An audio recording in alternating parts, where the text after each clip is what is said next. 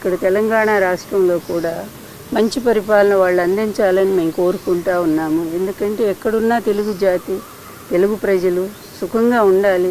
నాయకులైన వాళ్ళు స్వార్థానికి, అవినీతికి తల వంచితే ఏ విధమైనటువంటి శిక్షలు ఉంటాయో కూడా ప్రత్యక్షంగా చూస్తూ ఉన్నాము. అందువల్ల ప్రజల కోసం జీవించే వాళ్ళు నాయకులు అనేది ఎన్టీఆర్ గారు ఒక్కరే చాటి చెప్పారు. అందువల్ల ఆయన స్ఫూర్తితో ఆంధ్రప్రదేశ్లో పరిపాలన అలాగే సాగుతూ ఉంది, అదే కంటిన్యూ అవుతుంది కూడా. అందువలన రేపు 4వ తారీఖు జరిగే ఎన్నిక తర్వాత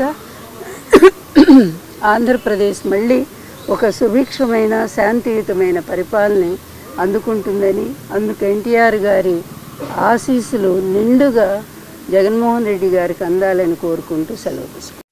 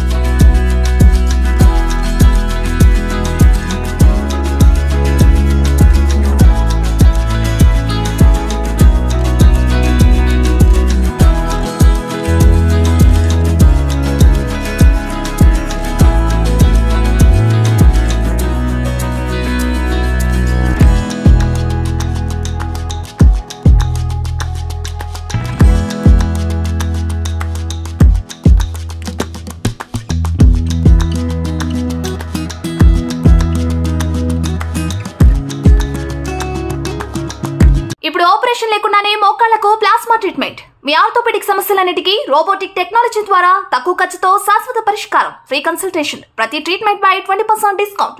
ఈ ఆఫర్ కొద్ది రోజులు మాత్రమే. త్వరపడండి. V9 hospitals 9281465842.